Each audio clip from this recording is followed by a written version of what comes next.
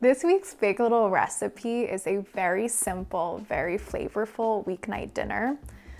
One way to think of it is chicken with mushrooms, but because we are starting with an equal quantity of chicken and mushrooms, I like to think of it as mushrooms with chicken. The only ingredients you'll need are baby Bella mushrooms, chicken breasts, cream, Dijon mustard, and chives, or another herb you love. So our first step in the recipe is prepping our mushrooms. I wanna debunk some mushroom myths. First one, that you should not wash mushrooms. I didn't do this for years because I've read, maybe you have to, that if you wash mushrooms or soak them, they absorb too much water, they become kind of watery in flavor. This isn't true. Mushrooms are mostly water to begin with, and even if you put them in a big pot of water and soaked them, they wouldn't actually absorb that much.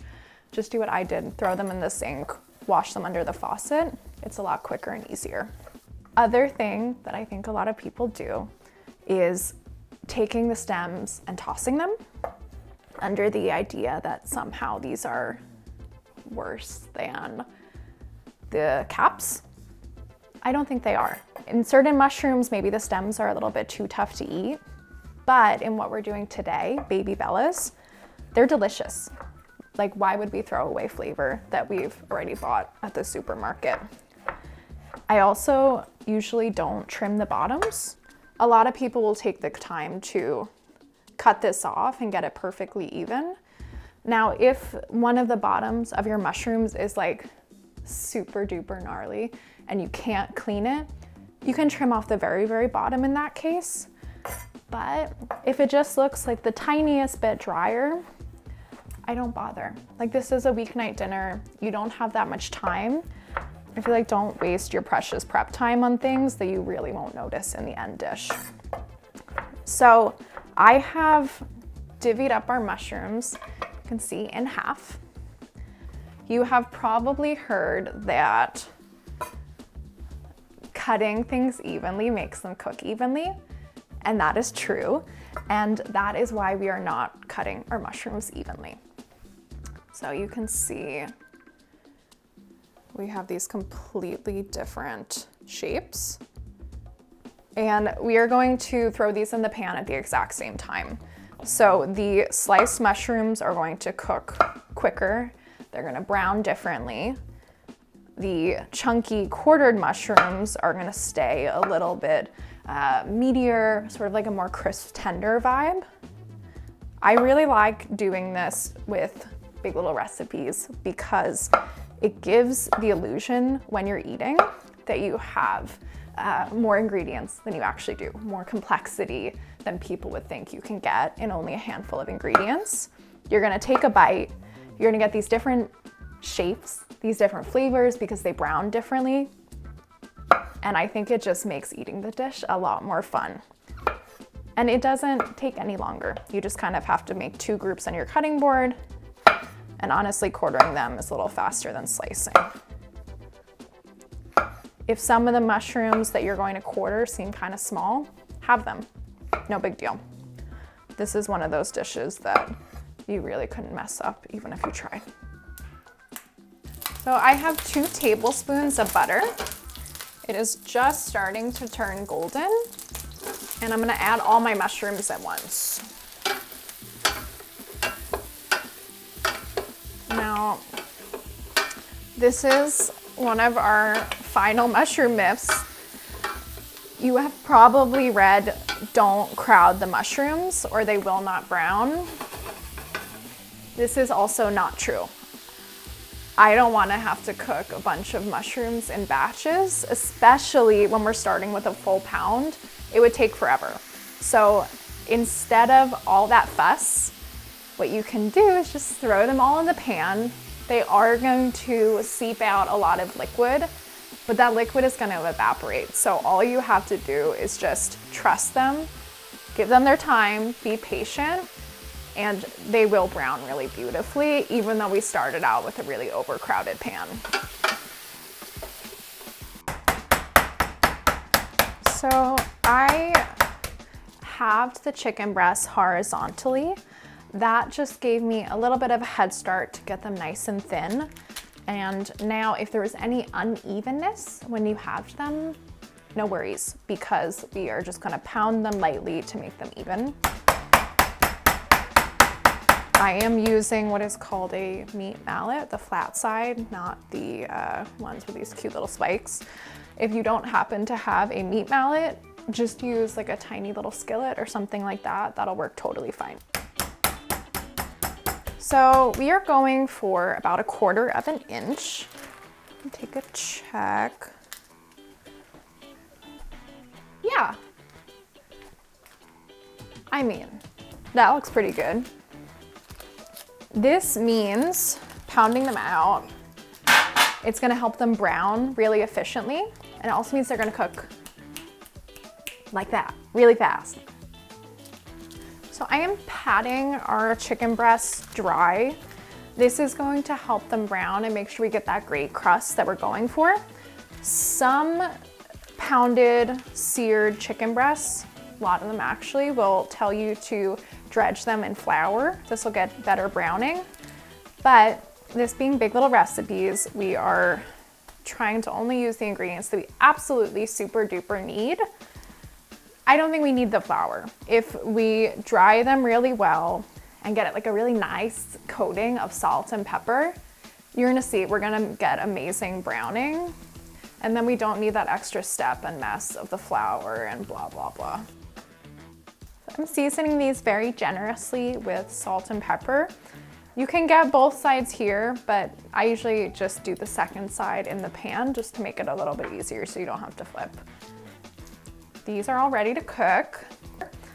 We have 1 cup of cream and we are doing 2 tablespoons of Dijon to our cream. Now, relatively small amount, but mustard is one of those things that you just need a tiny bit to make a huge impact.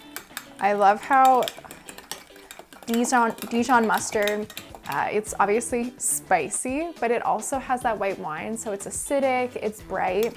It's adding a ton of nuance to a cream sauce that often is just usually quite heavy. This is very cozy, perfect for winter, but it doesn't feel weedy. The mustard makes it really complex and amazing.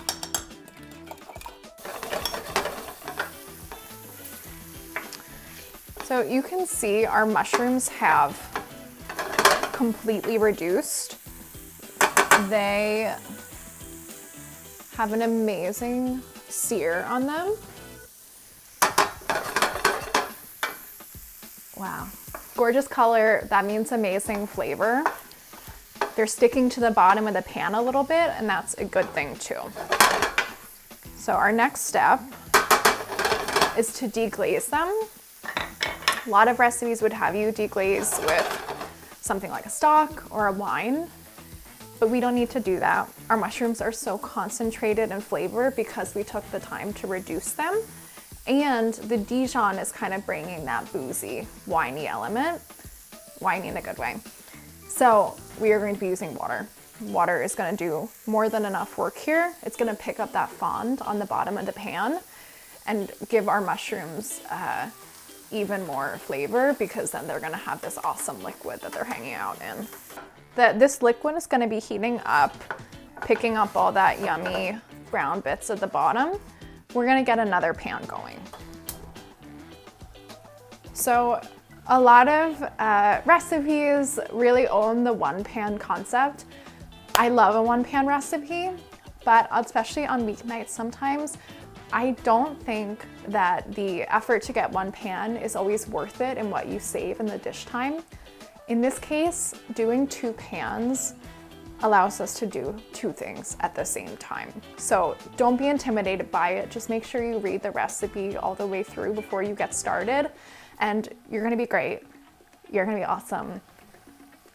And you're gonna end up with a dish that came together really quickly because the stove was helping you out.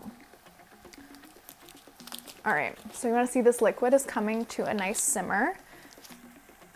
It has a gorgeous kind of brown hue. That's awesome flavor right there. So we have a giant cast iron pan going here. This is where we're gonna cook our chicken. Just get the biggest pan you possibly have so that it can spread out and not be too crowded. We have 2 tablespoons of butter in there, a nice, generous, happy place for the chicken to get a great crust. So the chicken is in. I am going to season the other side with salt and pepper.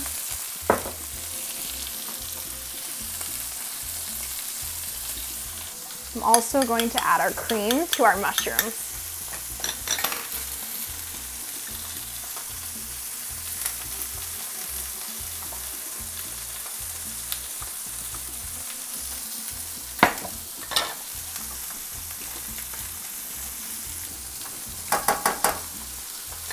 So both of these steps just happen to take about 5 minutes. So again, this is our 2 skillets. They are working in unison. They are a pair. They're a team. Now, as the mushrooms sizzle in the cream, they're going to be infusing it. The chicken, we are cooking unevenly on purpose. So instead of flipping it halfway through, because they're so thin, we are going to be cooking it much longer on the first side to get a really nice crust and some really awesome color. You don't have to get perfect on both sides. If you were going for that, you would just end up with overcooked chicken. So instead, we're gonna put all our eggs in one basket on the first side, get really nice color, really nice flavor. And then the other side is just to kind of help us cook through. We're not really going for color there, which is totally fine. Still gonna have a ton of flavor.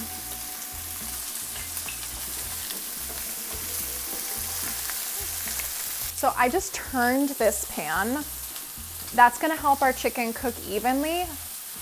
Don't mess with it. We're trying to get a crust. So if you keep moving the chicken pieces around in the pan, they're not gonna be able to sear as well.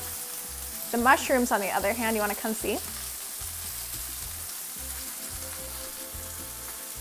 These we can stir a little bit or even just swirl the pan. That's no big deal. Are you kidding me? Look at that. This looks so good. Wow, do you hear it? Yeah. Okay, and we didn't need any flour, we didn't need any breading. We just pounded it really well. We dried it off. We're cooking it on high heat. You get an amazing crust. You don't need to worry about breading. So what we're looking for with our mushrooms is for it to coat a spoon. Perfect. I just remembered that I forgot one step. I forgot to season the mushrooms before we added the cream. And you know what? It's gonna be fine because we can season them now. The chicken is really well seasoned too. So it's not unfixable. This is what I said, you can't mess up this recipe. I'm gonna do a little bit of salt and pepper. And also at this step, give it a taste. If you want to stir in a little bit more mustard for kick, that's great. It's your sauce. Make it taste good to you.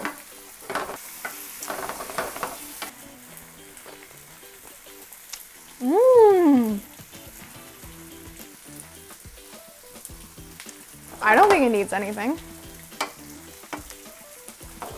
I don't think it needs anything. I think it's really good. The mustard does so much. The mustard makes the dish. I do honestly think there was a tiny bit more cream in my measuring cup, like a teaspoon.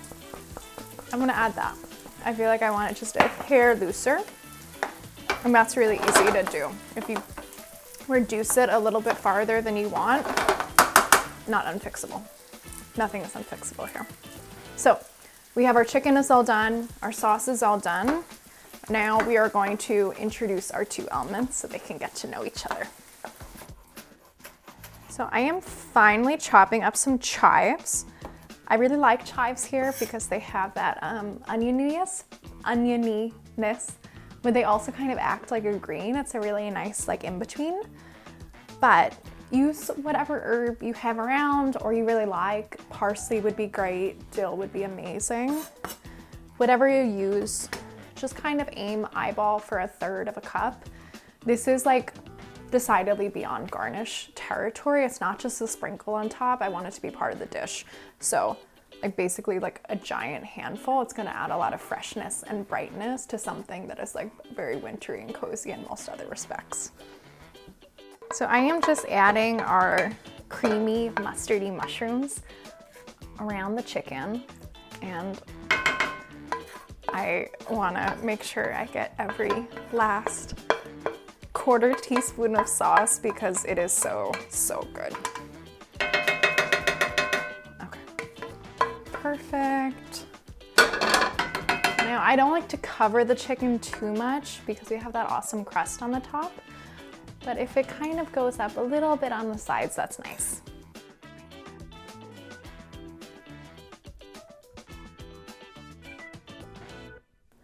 This is our Big Little Recipes chicken with creamy mushrooms. It is such a satisfying weeknight dinner. I can't wait for you to try it. Make sure I get a big chunky mushroom with our chicken. The chicken has such an awesome crust. I think if you didn't make this recipe, someone told you this has no flour, no breadcrumbs, nothing like that. It's really hard to believe that just properly drying the chicken, seasoning it, giving it a really intense sear, it gets such an awesome texture. And because we pounded it out, it cooked so quickly. And I also love that these mushrooms are so chunky. The chicken is so thin. It really kind of plays around with that idea of what's the main ingredient. Is it the protein? Is it the vegetable? Like, who knows? Who cares? Make sure you like this video and subscribe to our YouTube channel. We have tons more Big Little recipes coming up, and all of them have as few ingredients as possible and so much flavor. I'll see you soon.